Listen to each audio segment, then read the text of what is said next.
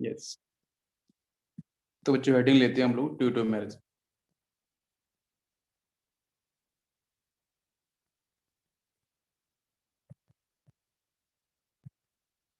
तो बेसिक बच्चों ट्यूटोमेरिज्म एक टू डायमेंशनल आइसोमर्स का ही पार्ट है, बट एक्चुअली इसमें होता है कि इस आइसोमेरिज्म के सेक्शन में, तो पहले हम उसको डिस्कस करें। ठीक है,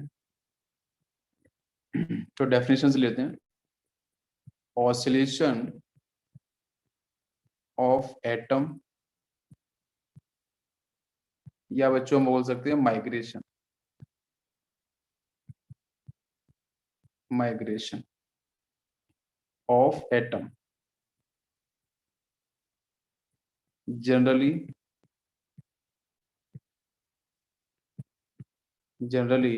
hydrogen atom, generally a hydrogen atom in between two polyvalent atoms। ठीक है, तो बेसिक बच्चों यहाँ पे डेफिनेशन है क्या इसकी ट्यूटोमेरिज्म की। यहाँ पे क्या रहेगा बेटा, ऑसिलेशन ऑफ एटम, ठीक है, या फिर बोल सकते हैं migration of atom, generally hydrogen atom देखने को मिलेगा यहाँ पे। ठीक है, in between two polyvalent atoms. Polyvalent का मतलब बेटा है आपका, पॉली का मतलब रहता है मैनी, बाकी बच्चों वैलेंट का मतलब है बैलेंसी। ठीक है, जहाँ पे एक से अधिक बच्चों बैलेंसी, आपकी फ्री बैलेंसी प्रेजेंट होगी, तो उन एटम्स के बीच में आपका जो हाइड्रोजन एटम होगा, इसका बेटा मूवमेंट होगा बेसिकली। ठीक है, इसका मूवमेंट हो। ठीक है, तो ये तो आपकी बेसिक सी डेफिनेशन है ट्यूटोमेरिज्म की। ठीक है, तो अब इस जो बेसिक जो ट्यूटोमेरिज्म है, इसमें हम लोग इसको ऐसे भी डिफाइन कर सकते हैं कि भाई ट्यूटोमेरिज्म का मीनिंग क्या होता है, पहले उसको भी थोड़ा देख लेते हैं एक बार। ट्यूटोमेरिज्म,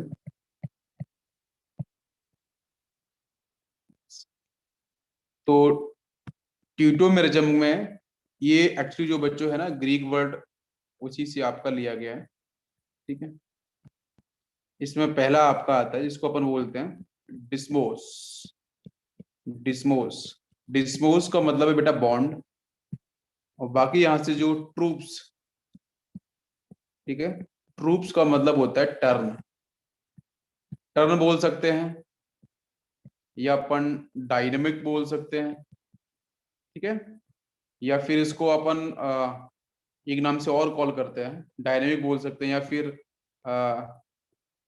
क्रिप्टोमेरिज्म, क्रिप्टो वर्ड भी यूज कर सकते हैं इसके लिए, या फिर हम इसके लिए एलिलो, ट्रॉपिक्स बोल सकते हैं, या फिर बच्चों इसको बोल सकते हैं अपन मीट्रोट्रोपिज्म। ठीक है, मेट्रोट्रोपिज्म, कुछ इस तरीके से बोल सकते हैं। तो मैं बेसिक ये डिफाइन कर रहा हूँ कि यहाँ पे इस ट्यूटोमेरिज्म का बेसिक मतलब क्या है। तो ग्रीक वर्ड बच्चों दो हैं इसमें, जिसमें सबसे पहले हम बात करेंगे डिस्मोस। डिस्मोस का मतलब बेटा बॉन्ड। ठीक है, और बॉन्ड बेटा हम सिंगल इस तरीके से डैश लाइन से रिप्रेजेंट करते हैं। तो और ट्रूप्स का मतलब बेटा क्या है, टर्निंग। तो बॉन्ड की टर्निंग, बॉन्ड का मूवमेंट। अब बॉन्ड का मूवमेंट बेटा किसके रिस्पेक्ट में होगा, तो यहाँ पे बेसिक बच्चों हम बात करेंगे कि जो आपका पाई बॉन्ड होगा, उस पाई बॉन्ड का जो मूवमेंट होगा, वो आपका एक जो हाइड्रोजन एटम होगा, है ना, इसमें हम बात करेंगे कि कौन सी पोजीशन पर हाइड्रोजन होना चाहिए, अल्फा पोजीशन पे होना चाहिए। ये हम थोड़ा डिस्कस करेंगे with the help of example. ठीक है, पहले इसका मतलब समझते हैं प्रॉपर क्लियर। डिस्मोस का मतलब है बॉन्ड, ट्रूप्स का मतलब है टर्निंग, डायनेमिक्स, ये सब आपको देखने को मिलेगा स्ट्रक्चर के अंदर। जहां पे आप टर्न बोल लो, डायनेमिक बोल लो, क्रिप्टो बोल लो, एलिलो बोल लो, मेट्रो बोल लो, इन सब का मतलब एक ही है। ठीक है, तो बॉन्ड का बेसिकली टर्निंग आपको देखने को मिलेगा आप एक हाइड्रोजन एटम के साथ। ऐसे डेफिनेशन पे भी हम लोगों ने देखा है, इसमें क्या है बच्चों, बेसिकली माइग्रेशन है। किसका माइग्रेशन है, हाइड्रोजन एटम का माइग्रेशन है।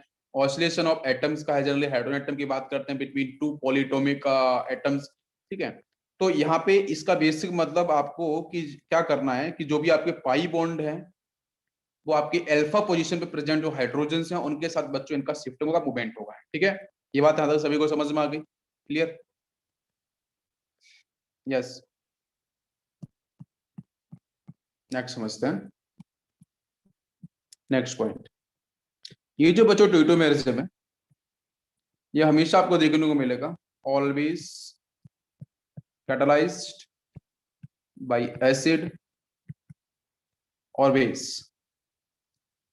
एसिड और बेस की प्रेजेंस में ही बच्चों कैटलाइज्ड होगा, ठीक है, रिएक्शन आपकी प्रोसेस होगी यहाँ पे, ठीक है, रिएक्शन आपका जो प्रोसेस है वो आपको कैरी ऑन होगा in the presence of acidic medium as well as in basic medium. ये आपका हो गया first point. Second point, tautomerism या tautomers differ from resonance. Differ from resonance, बेटा रेजोनेंस ना, resonance is actually hypothetical process, by tautomers is a real concept. जो resonance process होता है वो आपका हाइपोथेटिकल कॉन्सेप्ट होता है, ठीक है, जो हम पढ़ते हैं ऑर्गेनिक केमिस्ट्री के अंदर, और जोशी वन में पढ़ाऊंगा मैं आपको। जो ट्यूटोमेरिज्म बेटा यहाँ पे अपन पढ़ रहे हैं, ट्यूटोमेरिज्म जो बेसिकली आपका है, ये आपका रियल कॉन्सेप्ट, ठीक है, रियल कॉन्सेप्ट है। तो tautomers differ from resonating structure because transfer of atom take place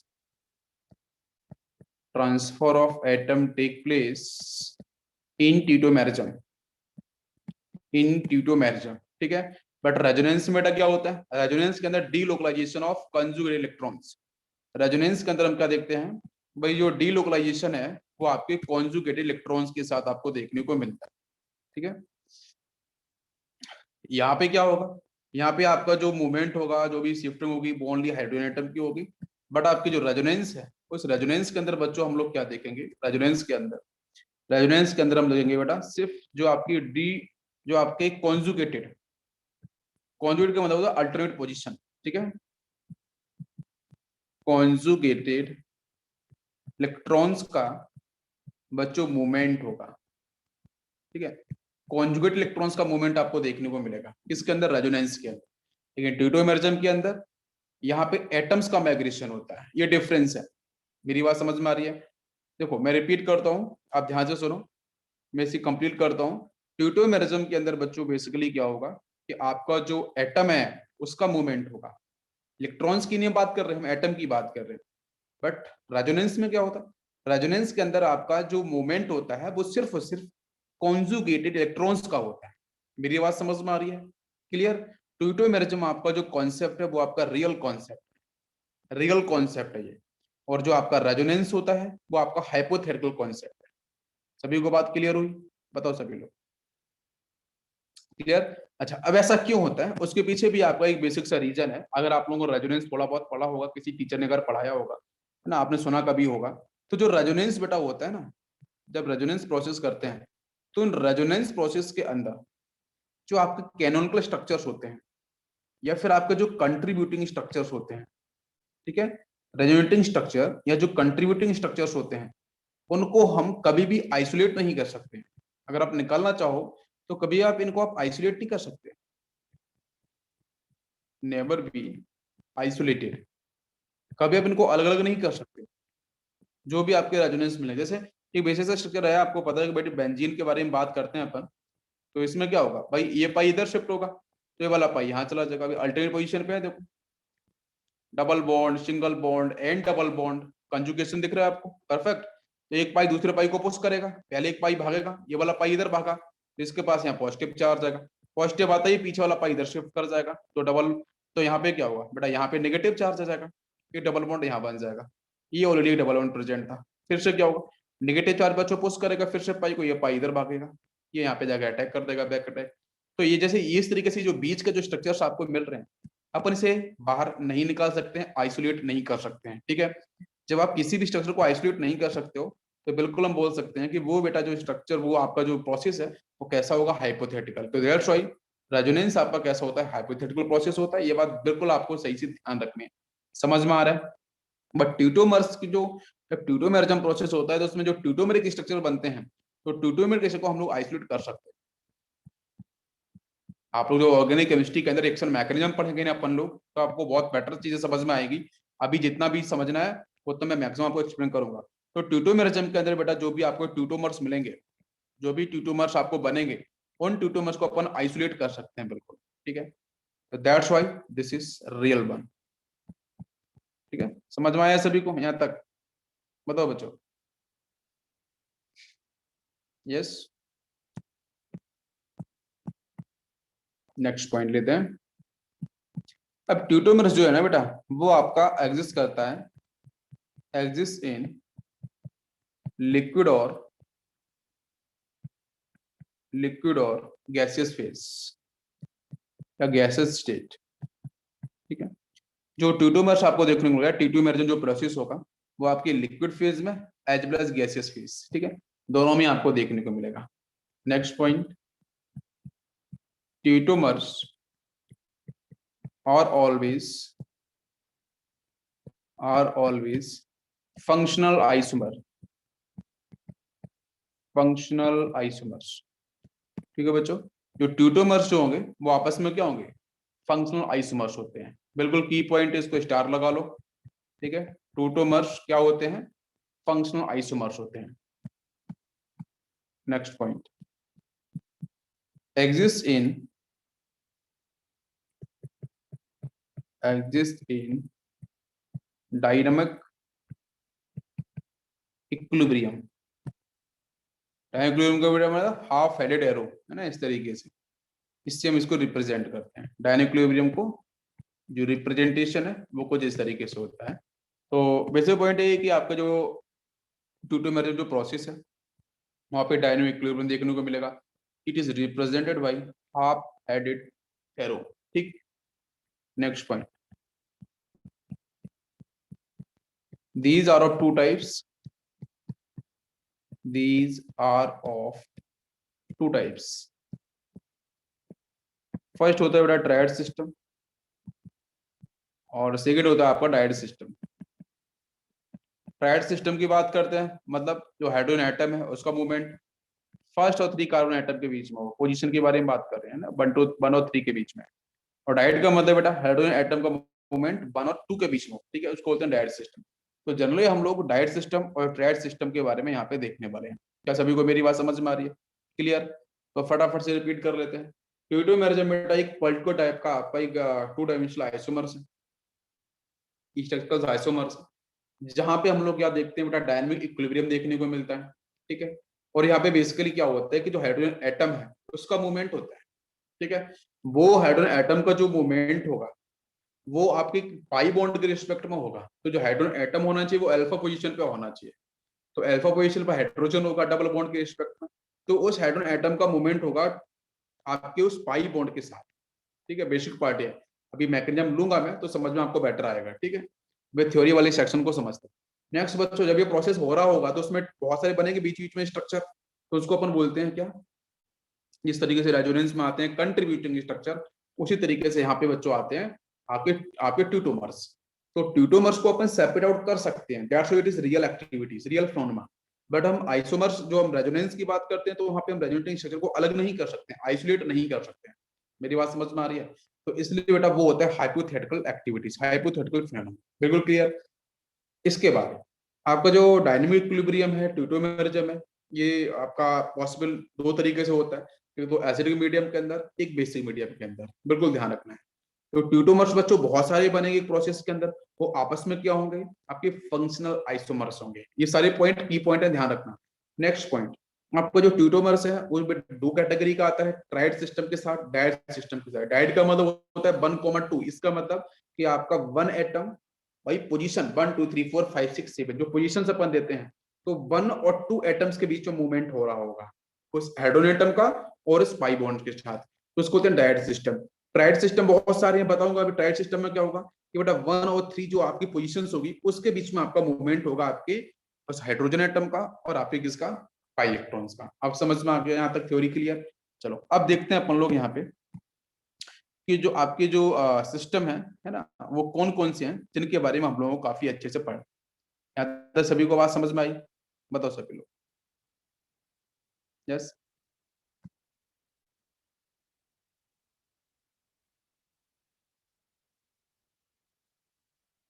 कुछ डाउट है किसी बच्चे को?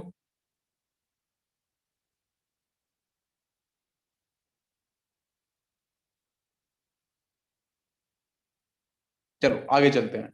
अब यहाँ पे बेटा हमारे कौन कौन से सिस्टम होते हैं, उन सिस्टम को हम लोग देखने की कोशिश करते हैं, ध्यान देते हैं। तो सबसे पहले बच्चों अपन बात करते हैं, फर्स्ट सिस्टम इज डाईएजो।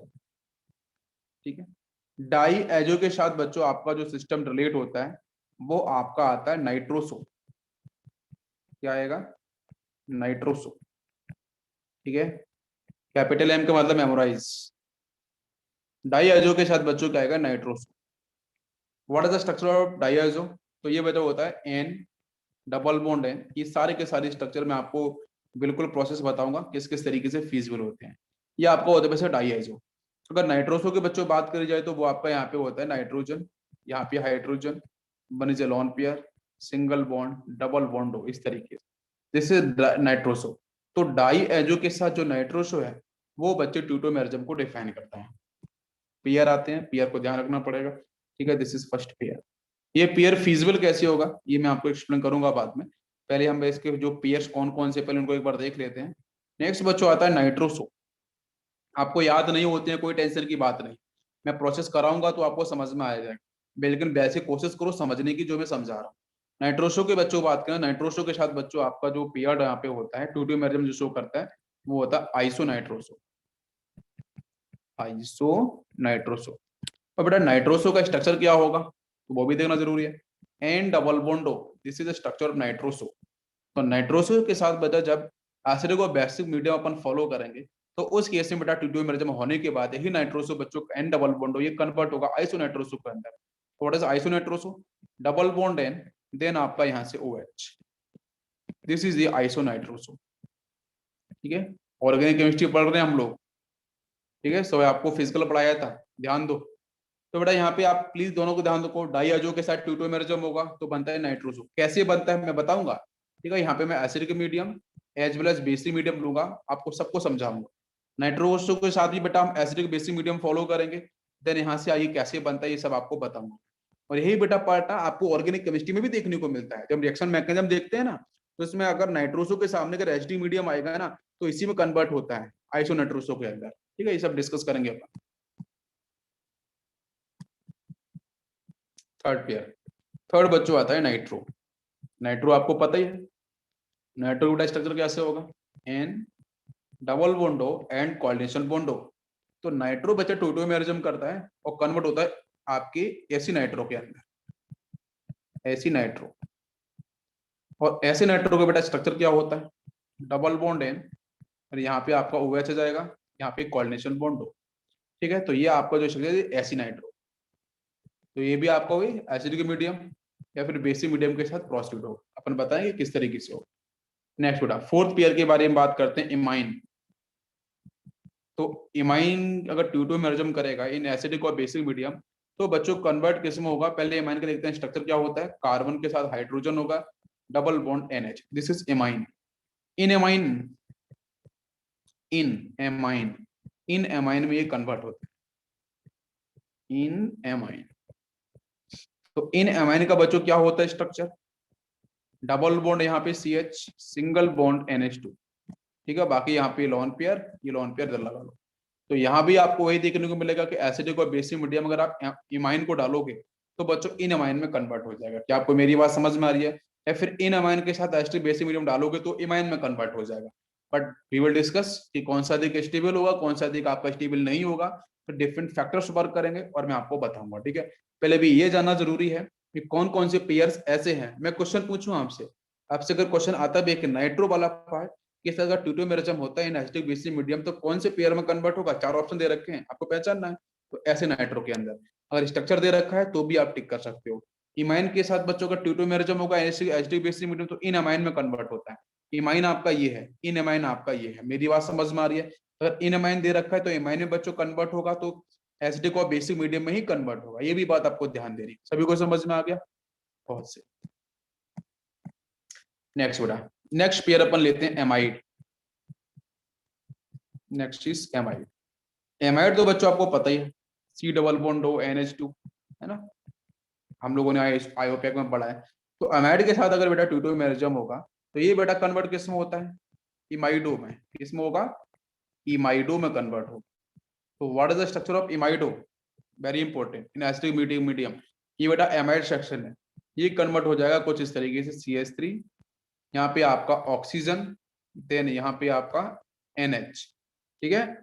और इस ऑप्शन के साथ बच्चों यहाँ पे आपको एक मिल जाएगा हाइड्रोजन, कुछ इस तरीके से। बाकी यहाँ पे आपका एक लोन पेयर, ठीक है। एक बार चेक करो ध्यान से, बिल्कुल क्लियर हुआ है। Okay, valency clear, 1 2 3 4। एमाइडो क्लियर हुआ सभी को। एमाइड से आपका एमाइडो, ये एमाइड सेक्शन है, यहाँ पे O ऑक्सीजन है वो OH में कन्वर्ट हो जाएगा। देन यहाँ से आपका हाइड्रोजन शिफ्ट करेगा। देन 1 2 3 एक आपका ये हो जाएगा, नॉट NH2, वो NH2 नहीं रहेगा, उसके हाइड्रोजन ऊपर की तरफ शिफ्ट होगा। तो अब बैलेंसी कवर हो गया, ध्यान दे लो। अब बैलेंसी पूरी तरीके से कवर हो गई है, ठीक है। कार्बन की बैलेंसी भी 4 हो गई है। नाइट्रोजन की बात करेंगे तो 1 2 3 4 5 बिल्कुल सही है, ठीक है। ये आपका बनेगा स्ट्रक्चर इमाइडो। तो एमाइडो से एमाइडो में कन्वर्ट होगा ट्यूटोमेरिज्म जब भी प्रोसेस किया जाएगा। नेक्स्ट बच्चों बात करते हैं अपन साइनिक। साइनिक, ठीक है। साइनिक बेटा क्या होता है, जैसे carbon triple bond nitrogen, this is cyanic. Cyanic बच्चों कन्वर्ट किस में होगा, जब ट्यूटोमेरिज्म फॉलो करेगा आपके आइसोसाइनिक में। किसमें होगा, isocyanic. What is the structure of isocyanic, ये बच्चों होता है कार्बन डबल बॉन्ड, यहाँ पे double bond NH, this is isocyanic, ठीक है। आप चेक कर लो, ये आपका आइसोसाइनिक होता है। तो आइसोसाइनिक में कुछ इस तरीके से कन्वर्ट होगा। क्या सभी को मेरी बात समझ में आ रही है, क्लियर, यस। तो कुछ इंपॉर्टेंट पेयर मैंने आपको बताए हैं, उन पेयर्स को आपको बिल्कुल ध्यान रखना है। तो एक बार मैं पेयर को फटाफट से कंप्लीट लिख देता हूँ। फर्स्ट बच्चों एक बार रिपीट करते हैं अपन, आप ध्यान दो। साइनिक के साथ बच्चों कौन सा, आइसोसाइनिक, याद रहेगा। नेक्स्ट बच्चों नाइट्रोसो, नाइट्रोसो के साथ एसिनाइट्रो। एक बार में याद नहीं होगा, एक बार में किसी को भी याद नहीं होता है, मुझे भी याद नहीं होता है, ठीक है, बार बार पढ़ना पड़ता है। सैनिक के बाद से बेटा आइसोसाइनिक, नाइट्रोसो से आपका एसिनाइट्रो। मैं पहले इसलिए बोल दे रहा हूँ, नहीं तो आप सोचोगे एक बार में मेरे को याद ही नहीं हो रहा। एक बार में याद किसी को नहीं होता बेटा, ठीक है, पढ़ना पड़ेगा। नेक्स्ट आपका इमाइन से बच्चों बनता है इनएमाइन। कोई कॉन्सेप्ट अगर अच्छे पढ़ने हैं तो फिर दिमाग लगाना पड़ेगा। तो अमाइन से बड़ा कन्वर्ट किस में हो जाएगा, इनएमाइन के अंदर। नेक्स्ट अगर क्वेश्चन मिलता है आपको नाइट्रोसो, सॉरी ऊपर वाला नाइट्रो वाला पार्ट था, 1 सेकेंड, यहाँ पे नाइट्रो था ये, दिस इज नाइट्रो। नाइट्रो से ऐसी नाइट्रो बनता है, ठीक है। अगर नाइट्रोसो बेटा मिलता है तो नाइट्रोसो बेटा कन्वर्ट किस में होता है, iso, this is iso nitroso. और आइसो नाइट्रोसो को ना बेटा हम लोग ऑक्साइम भी बोलते हैं। अपन पढ़ेंगे कीटो ऑक्साइम एल्डो ऑक्साइम पढ़ेंगे, ठीक है, कीटो ऑक्साइम एल्डो ऑक्साइम पढ़ेंगे, तो आपको वहां पे देखने को मिलेगा, ठीक है, ऑक्साइम। तो हम आइसो नाइट्रो को हम लोग ऑक्साइम भी बोलते हैं।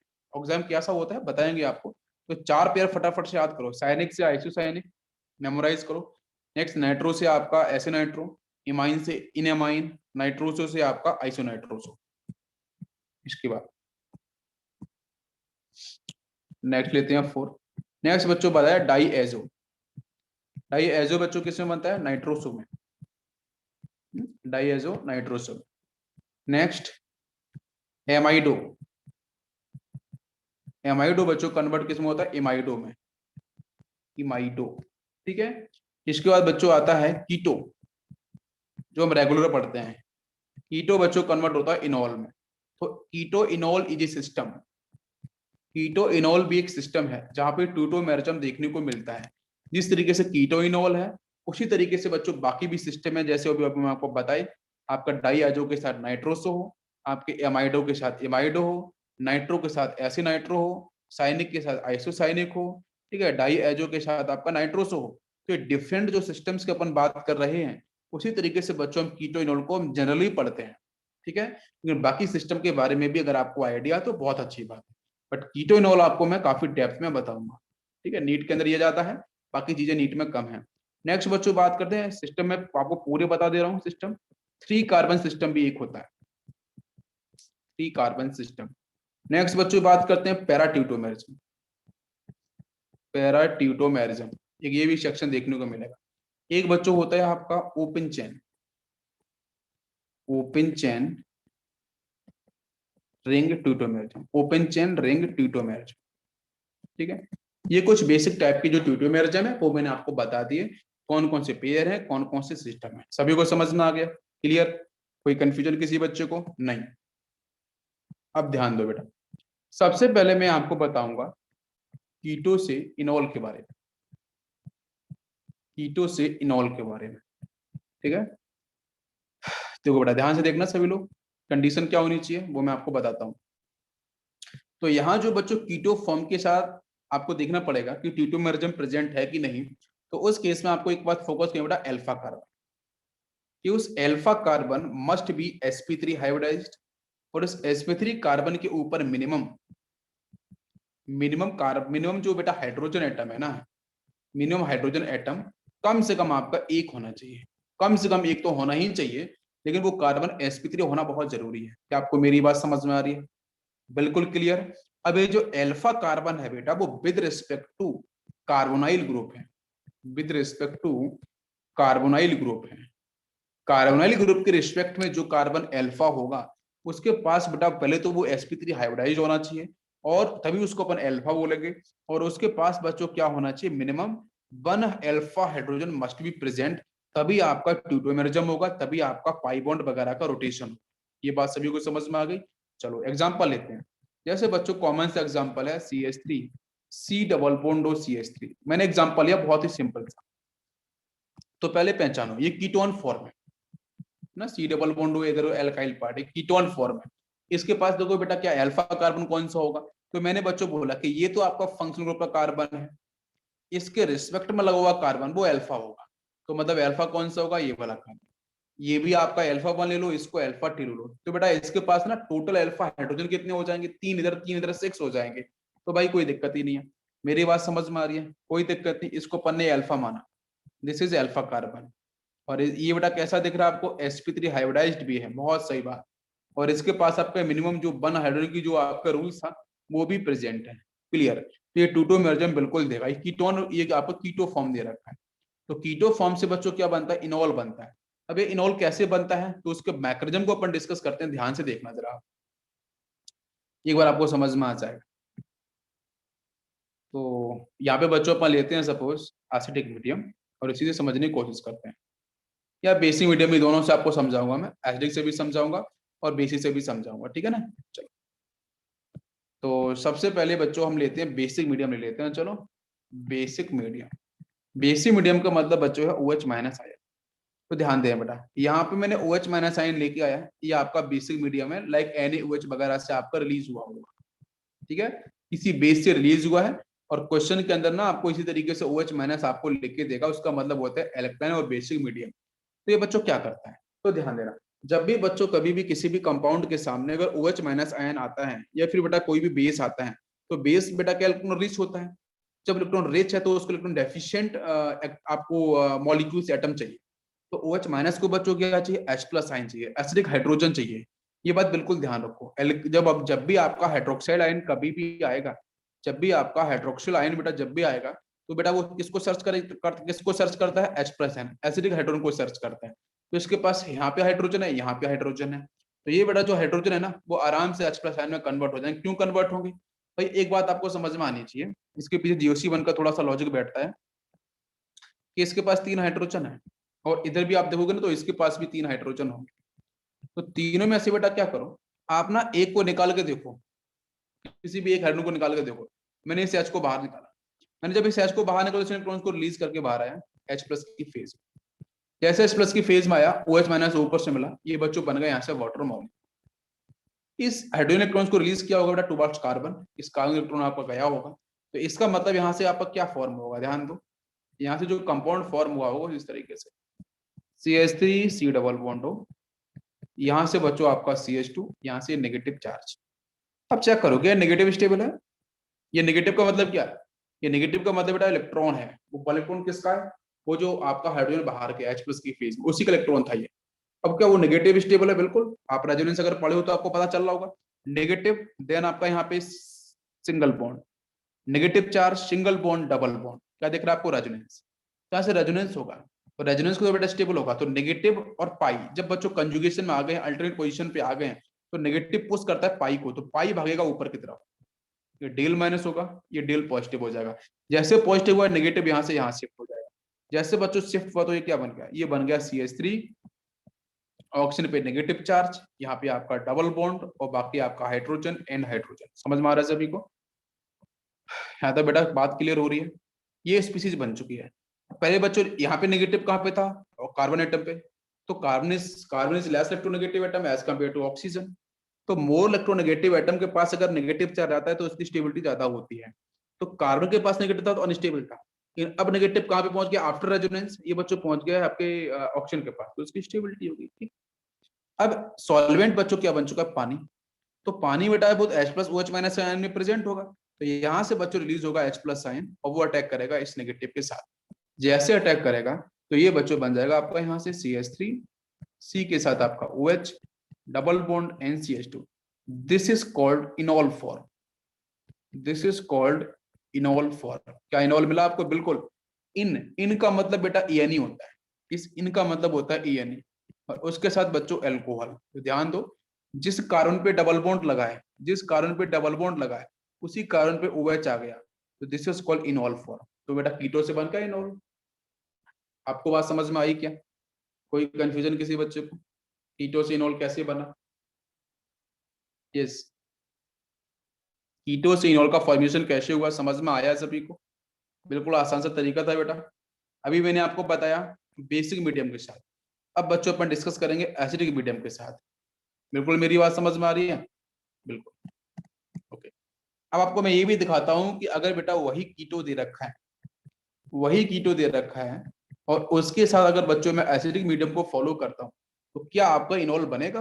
बेसिक के साथ तो बात समझ में आ गई। बेसिक के लिए कंडीशन क्या होनी चाहिए, अल्फा कार्बन पे बेटा हाइड्रोजन होना चाहिए, कम से कम sp3 वो होना चाहिए, वो H+ बाहर जाएगा, नेगेटिव आयन मिलेगा, रेजोनेंस कर जाएगा, और बाकी लास्ट में वाटर मॉलिक्यूल सॉल्वेंट से H+ आयन निकलेगा, ऑक्सीजन पे अटैक कर देगा, खत्म कहानी, बन गया इनॉल। उसी कारण पे डबल बॉन्ड है, उसी पे OH, उसको इनॉल बोलते हैं। बिल्कुल सही, समझ में आ रहा है? बिल्कुल। इसको हम लोग कहाँ पढ़ते हैं, अगर आपको पता होगा, एल्डोल कंडेंसेशन, एक नेमिंग रिएक्शन होती है बेटा, एल्डोल कंडेंसेशन। तो एल्डोल में आता है ना, एल्डोल कंडेंसेशन में वहां पे हम डिस्कस करते हैं, जब वहां से क्या होता है कि आपका डबल बॉन्ड वगैरह हम जब वहां से रिलीज करते हैं, मतलब डबल बॉन्ड वगैरह का फॉर्मेशन होता है, वहां से हम डिहाइड्रेशन प्रोसेस कराते हैं। अच्छा, उसको छोड़ो, पहले इधर बात करते हैं। तो बच्चों नेक्स्ट में बात करने वाला हूँ एसिडिक मीडियम। ये बेटा मैंने H+ आयन, चलो कराते हैं अपन रिएक्शन को प्रोसीड। जैसे बच्चों H+ आयन में यहाँ नीचे लिख लेता हूँ H+ आयन, उधर बनाऊंगा प्रोडक्ट। H+ आयन बच्चों मैंने लिया, तो बताओ सबसे पहले स्टेप क्या किया जाए, बताओ जल्दी से। H+ लिया मतलब H+ किसी भी एसिड से आया होगा, धीरे धीरे बेटा HAJ एसिड है ना, H+ रिलीज हो गया, और बाकी बच्चों यहाँ से मिला A- है, इट इज कॉन्जुगेट बेस, और कॉन्जुगेट बेस की स्टेबिलिटी जितनी ज्यादा उतना तेजी से H+ बाहर निकलेगा। बिल्कुल से H+ आपको मिल गया। अब ये H+ कहाँ पे अटैक करे भाई, ये तो डेफिशिएंट है, इसको चाहिए इलेक्ट्रॉन रिच सेंटर। तो इलेक्ट्रॉन रिच सेंटर बच्चों कौन है भाई, लोन पेयर्स ऑक्सीजन के, भाई रिच है, ऑक्सीजन का ऑक्टेट कंप्लीट है, लोन पेयर्स है, मोबिलिटी ज्यादा होती है, तो ये बच्चों H+ का आपका अटैक कर दे। जैसे बच्चों अटैक करेगा तो ये बन जाएगा CH3, C ऑक्सीजन के पास H। अब ध्यान देना कि बेटा जैसे ही ऑक्सीजन ने अपने लोन पेयर्स को दिया तो डबल बॉन्ड तो यहाँ पे रहा, लेकिन यहाँ पॉजिटिव चार्ज आ गया, एक लोन पेयर बना रहा। मेरी बात समझ में आ रही है? ऑक्सीजन ने अपने लोन पेयर के एक इलेक्ट्रॉन को निकाला और H की तरफ शिफ्ट कर दिया, उसकी वजह से उसके पास आएगा पॉजिटिव चार्ज, एक लोन पेयर बना रहा, डबल बॉन्ड आपको बना रहा। अब क्या हुआ कि जब इसके पास पॉजिटिव चार्ज आ गया तो इलेक्ट्रोनेगेटिव एटम पे पॉजिटिव चार्ज अनस्टेबिलिटी को शो करता है, तो इसकी वजह से बच्चों क्या हुआ कि ये जो बगल वाला है ना, जो पाई बॉन्ड है, ये ऊपर शिफ्ट कर जाएगा। कि जैसे ऊपर शिफ्ट किया तो इसके बाद ये क्या बन गया, ये बन गया बेटा यहाँ से आपका OH, नीचे आ गया अब ये पॉजिटिव चार्ज यहाँ पे कार्बन पे, बाकी ये CH3। यहाँ तक सभी को बात समझ में आई?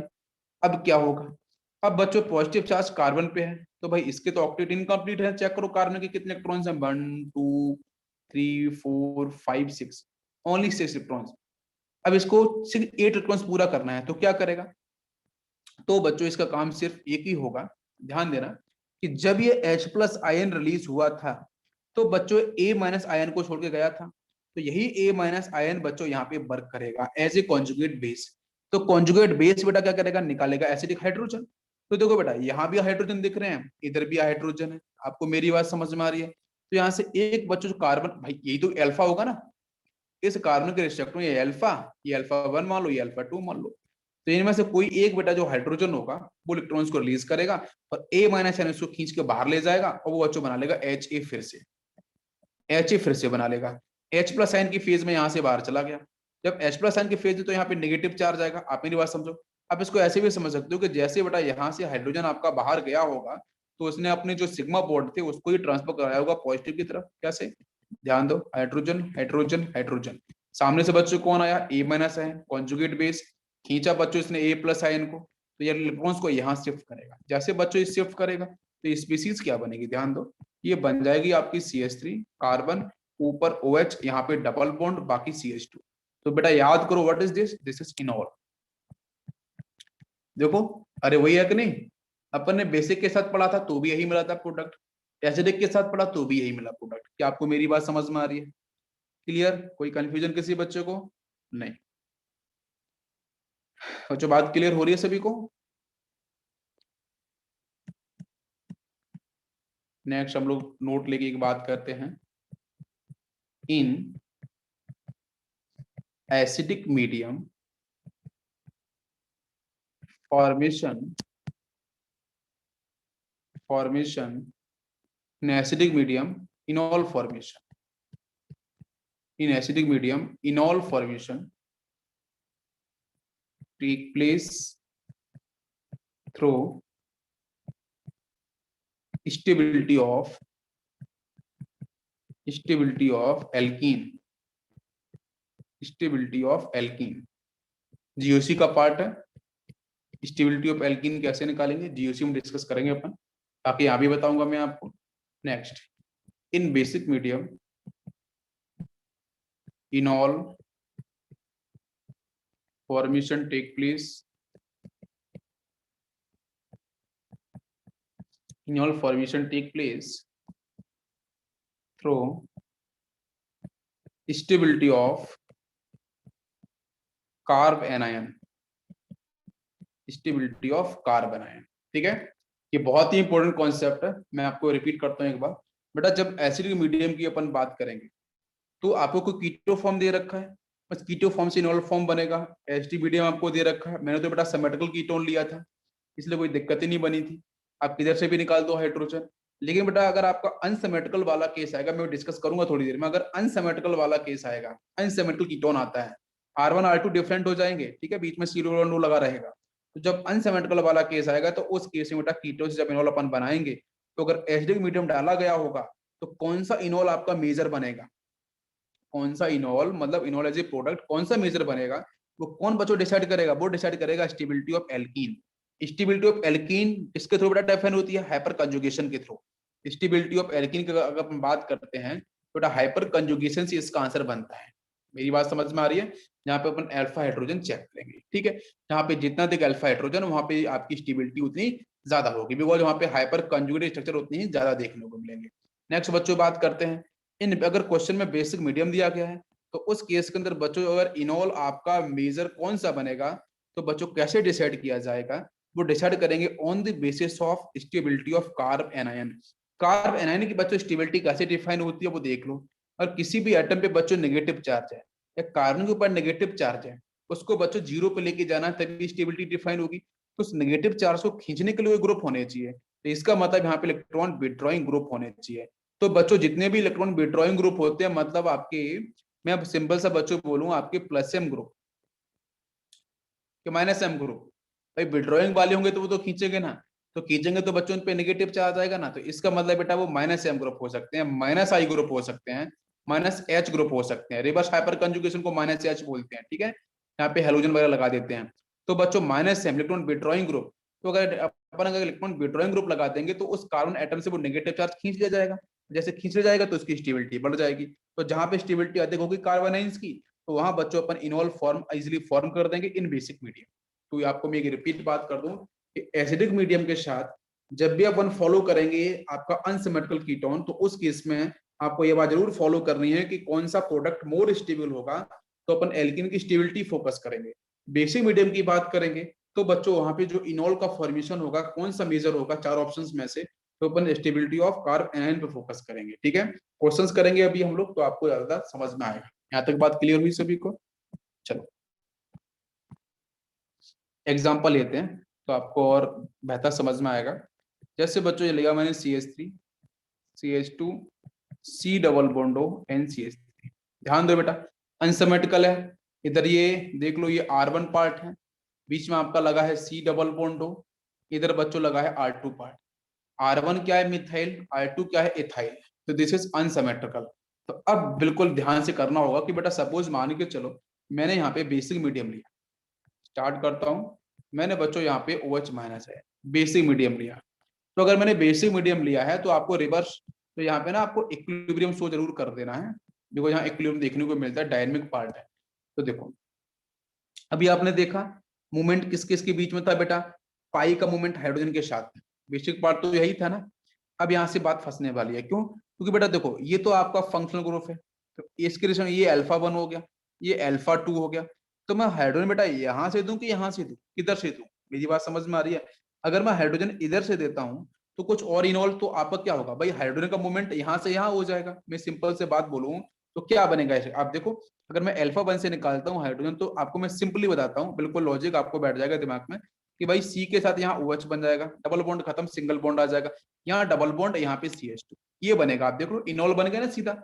बाकी मैकेनिज्म भी फॉलो करते हैं। अगर मैंने अल्फा 2 से बच्चों हाइड्रोजन रिलीज किया तो फिर क्या बनेगा?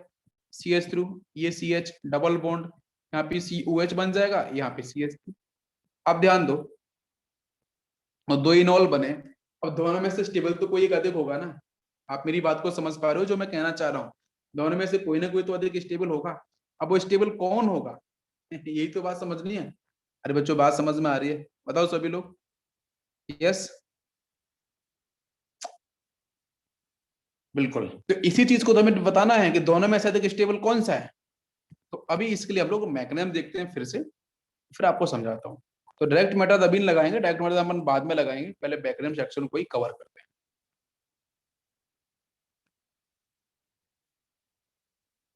यस, तो चलो बच्चों अपन ने यहाँ पे लिया बेसिक मीडिया, ठीक है, OH माइनस आयन।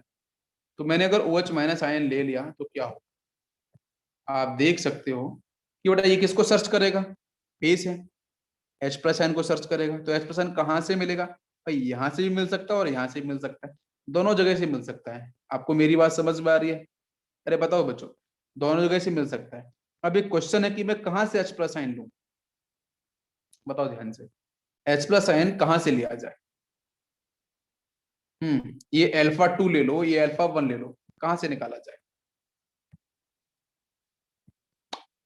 देखो बेटा ध्यान देना सभी लोग, अगर मैं बच्चों अल्फा 1, अगर मैं अल्फा 1 यहां से निकालूं, हाइड्रोजन में यहां से निकालूं, अल्फा 1 से निकालूं, तो जब यहां से अगर आप देखो तो यहां से H प्लस आयन मिल जाएगा बाहर, ठीक है। बाकी यहाँ पे नेगेटिव चार्ज आएगा, वो नेगेटिव पूरी तरीके से होगा बच्चों स्टेबल। मैंने बोला था कि बेसिक मीडियम अगर आपने लिया है तो उस केस में जो इनॉल बनेगा, उस इनॉल के फॉर्मेशन की मेजर स्टेबिलिटी को, मेजर प्रोडक्ट को डिफाइन करने के लिए हमें फॉलो करना पड़ेगा stability of anion, stability of carbon ion. तो अब नेगेटिव अब बना के देखो ना, आप इस चीज को ना करके देखो, करो तभी समझ में आएगा। मैंने यहाँ पे CH2 लिख दिया, नेगेटिव चार्ज, यहाँ पे भी निकाल दो एक हाइड्रोजन को बाहर, इसको हटा दो अभी थोड़ी देर के लिए ना, करके देखते हैं। नेगेटिव यहाँ बना दिया। दोनों में से अधिक स्टेबल कौन सा? बताओ आप मुझे भाई, दोनों में से अधिक स्टेबल कार्बन आयन कौन सा? आप देखो तो यहाँ पे जो नेगेटिव होगा ना पूरा रेजोनेंस करेगा, ये नेगेटिव नेगेटिव, देन ये सिंगल बॉन्ड, देन ये डबल बॉन्ड, कंप्लीट रेजोनेंस करेगा। लेकिन इधर देखो तो ये नेगेटिव रेजोनेंस तो करेगा, बट पीछे से बचा ये प्लस आई ग्रुप है, ये आपका इलेक्ट्रॉन रिलीजिंग ग्रुप है, ये इलेक्ट्रॉन रिलीजिंग ग्रुप है, इलेक्ट्रॉन फिर से छोड़ेगा, तो कहीं ना कहीं यहाँ पे डेंसिटी बढ़ेगी। मेरे को पता क्या चाहिए? नेगेटिव 0 पे होना चाहिए था, तो नेगेटिव 0 पे कहाँ पे फास्ट होगा भाई? कहाँ पे नेगेटिव नहीं मिलेगा बाद में रेजोनेंस करने के बाद? तो अल्फा 1 पे नहीं मिलेगा, अल्फा 2 पे तो मिलेगा ना, बिकॉज ऑफ प्लस आई। मेरी बात समझ में आ रही है जो मैं कहना चाह रहा हूँ? बिल्कुल।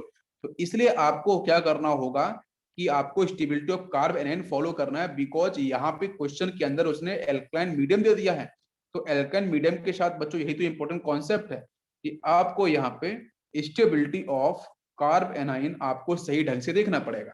तो अब आपको बात समझ में आ गई कि बेटा कहाँ से निकाला जाए, तो कहाँ से अल्फा 1 से निकालेंगे, बस ये OH माइनस साइन आ गया, निकाल दो बेटा अल्फा 1 से जल्दी से हाइड्रोजन, तो ये बन जाएगा आपका CH3 CH2 C डबल बॉन्डो, बाकी CH2 यहाँ पे नेगेटिव है ना, मोर स्टेबल यहीं से मिलेगा। देन आपका रेजोनेंस होगा, तो बेटा यहाँ से H प्लस आयन रिलीज हुआ था, वो OH माइनस से कनेक्ट होगा तो ये वाटर बन जाएगा, ठीक है। फिर बच्चों क्या होगा, नेगेटिव सिंगल डबल, पाई ऊपर जाएगा, del negative del positive, positive आते ही नेगेटिव यहाँ शिफ्ट हो जाएगा, हो गया बेटा रेजोनेंस। तो यहाँ से आपको मिल जाएगा C2H5 इधर, बाकी यहाँ से O माइनस और यहाँ से डबल बॉन्ड CH2, ऑक्सीजन पे नेगेटिव चार्ज, तो बच्चों वाटर मॉलिक्यूल जैसे सॉल्वेंट होगा जहाँ पे H प्लस आयन भी मिलेगा, वो बेटा अटैक करेगा इस नेगेटिव के साथ, जैसे वो अटैक करेगा तो ये बन जाएगा आपका CH2 C2H5, और बाकी आपका यहाँ से होगा डबल बॉन्ड OH हो जाएगा ऊपर, ठीक है। इसको एक बार मैं लिख देता हूँ क्लियर, यहाँ से हो जाएगा आपका C2H5 OH double bond CH, तो दिस इज इनॉल, और ये जो इनॉल बनेगा ना ये आपका मोस्ट स्टेबल होगा, और ये आपको ऑप्शन टिक करना होगा। तो ये इनॉल आपका मोस्ट स्टेबल, आप ये वाला इनॉल को टिक मत कर देना कि बेटा मैंने ये टिक कर दिया, ये आपका लीस्ट स्टेबल होगा, ये होगा माइनर प्रोडक्ट, माइनर OH, ये होगा minor, this is minor product. तो जब भी बच्चों क्वेश्चन में एल्कल मीडियम दिया जाए, आप हमेशा स्टेबिलिटी ऑफ कार्ब एनायन को फॉलो करना है, समझ में आ गया, क्लियर। अब इसी क्वेश्चन को मैं लेता हूं, इसी क्वेश्चन को और करेंगे एसिडिक से, CH3 CH2 C double बॉन्डो CH3। चलो बच्चों, हम एसिडिक से सॉल्व करके देखते हैं। जब हम एसिडिक मीडियम को लेंगे तो बच्चों आपको क्या फॉलो करना होगा, तो बच्चों में फॉलो करना होगा स्टेबिलिटी ऑफ, बताओ भाई, एल्कीन। अब प्रोडक्ट बनाओ और उसके बाद अब चेक करो, ठीक है। प्रोडक्ट पहले बना लो दोनों, फिर बाद में चेक करेंगे। चलो प्रोडक्ट बनाना स्टार्ट करें। H प्लस आयन अपन ने लिया, यहाँ पे लोन पेयर्स हैं, ये बच्चों अटैक करेगी H प्लस आयन के साथ, OH वहां बन जाएगा, तो ये हो जाएगा CH3 CH2 C, ये OH हो जाएगा। यहाँ पे बच्चों आएगा पॉजिटिव चार्ज, तो पाई ऊपर शिफ्ट हो जाएगा, तो पॉजिटिव नीचे बना लो, अब सीधा पॉजिटिव आ गया नीचे, और बाकी बच्चों यहाँ पे क्या बचेगा आपका, इधर CH3। अब इसके पास दो दो अल्फा है, एक अल्फा 1 ये है, एक अल्फा 2 ये है, तो अब दोनों से निकाल के देखते हैं। पहले अल्फा 1 से निकालते हैं हाइड्रोजन, इलेक्ट्रॉन्स को इधर शिफ्ट करेगा टुवर्ड्स पॉजिटिव चार्ज, तो ये बन जाएगा CH3 CH2 डबल बॉन्ड, ऊपर होगा आपका यहाँ पे OH, बात समझो ध्यान से। बाकी बच्चों यहाँ पे रहेगा आपका CH3, एक तो बन गया आपका ये प्रोडक्ट, यहाँ पे एल्कीन मिल रहा है, बिल्कुल कार्बन डबल बॉन्ड कार्बन, इसकी स्टेबिलिटी, ठीक है। ऐसे अगर मैंने फिर निकालता हूँ बेटा, ये तो अल्फा 1 से बनाया, अब अल्फा 2 से बनाते हैं। अल्फा 2 से निकाला हाइड्रोजन, तो फिर आपका बनेगा यहाँ से CH3 CH2, यहाँ पे आपका ऊपर OH, यहाँ पे डबल बॉन्ड, ये आपका CH2, ये बन गया। अब यहाँ पे आपको ये एल्कीन मिल रहा है, तो दोनों में से स्टेबिलिटी किस में बोला, हाइपर कंजुगेशन लगा दो बेटा। तो देखो इसके पास कितने अल्फा हाइड्रोजन बेटा, कितने होंगे 3, यहाँ पे मिल गए 3, इसको यहाँ पे मिल गए, टोटल बेटा कितने हो गए 6 अल्फा हाइड्रोजन, इसके पास कितने 6 अल्फा हाइड्रोजन, 6 हाइपर कंजुगेशन यहाँ पे मिलेंगे स्ट्रक्चर। इसके पास कितने होंगे, सिर्फ और सिर्फ बेटा होंगे यहाँ पे आपके 2 अल्फा हाइड्रोजन। तो दोनों में से अधिक स्टेबल कौन सा, ये वाला। तो डेफिनेटली अगर बेटा एसिडिक मीडियम लेते हैं तो ये जो होगा वो आपका होगा मेजर प्रोडक्ट। लेकिन इसके पहले जो बेसिक मीडियम लिया था ना, उसमें ये वाला आया था मेजर, जरा याद करो आप लोग, जब हमने एल्काइल मीडियम लिया था ना, तो ये बना था ना वहां पे इनॉल, तो ये वाला था मेजर प्रोडक्ट। लेकिन अगर एसिडिक मीडियम लेते हैं तो ये आपका ये वाला मेजर होगा। क्या बात समझ में आई अभी, कैसे मैंने सॉल्व किया, कोई डाउट नहीं है। चलो बहुत सही। इसके बाद एक और एग्जांपल लेते हैं समझने के लिए। नेक्स्ट एग्जांपल, नेक्स्ट बच्चों एग्जांपल अपन ने ऐसे लिया, डबल बॉन्ड हो यहाँ पे मिथाइल, और इसके साथ बच्चों मैं लिख के देता हूँ OH minus ion alkaline medium, और यहाँ पे मैं लिख के देता हूँ एसिडिक मीडियम, ठीक है। दोनों से बनाओ बच्चों प्रोडक्ट, यहाँ से बना है A प्लस B, बताना है दोनों में से मेजर कौन सा होगा, दो बनेंगे प्रोडक्ट, कौन सा मेजर होगा। बट अगर एसिडिक मीडियम की बात करें तो यहाँ लिख दिया बेटा मैंने C and D, C plus D, यहाँ भी दो बनेंगे, बट मेजर कौन सा होगा ध्यान से सॉल्व करना है। पर एसिडिक मीडियम बच्चों दे रखा है, तो आपको बिल्कुल बच्चों फॉलो करना होगा स्टेबिलिटी ऑफ एल्कीन, ठीक है, स्टेबिलिटी ऑफ एल्कीन, वो मैंने आपको अभी सिखाया। अगर बच्चों एल्कन मीडियम दे रखा है तो बच्चों फॉलो करते हैं स्टेबिलिटी ऑफ कार्बन है, स्टेबिलिटी ऑफ कार्बन है, इसको फॉलो करते हैं। तो जब एसिडिक मीडियम दे रखा हो तो प्रोडक्ट को बना लो, प्रोडक्ट बनाने के बाद आपको बताना है कि एल्केन की स्टेबिलिटी कहाँ पर है, जहाँ पे आपके अल्फा हाइड्रोजन जितने ज्यादा हों, ठीक है, हाइपर कंजुगेशन के बेस पे। लेकिन एल्काइन मीडियम वाले केस में आपको इनिशियली ही चेक करना पड़ेगा, जब H+ साइन बाहर जाएगा तो कार्बन पे जैसे नेगेटिव चार्ज आएगा उसमें पता चलेगा कि कहाँ पे स्टेबिलिटी आपको ज्यादा मिल रही है, ठीक है। बिल्कुल समझ में आ रहा है, यहाँ तक बात क्लियर।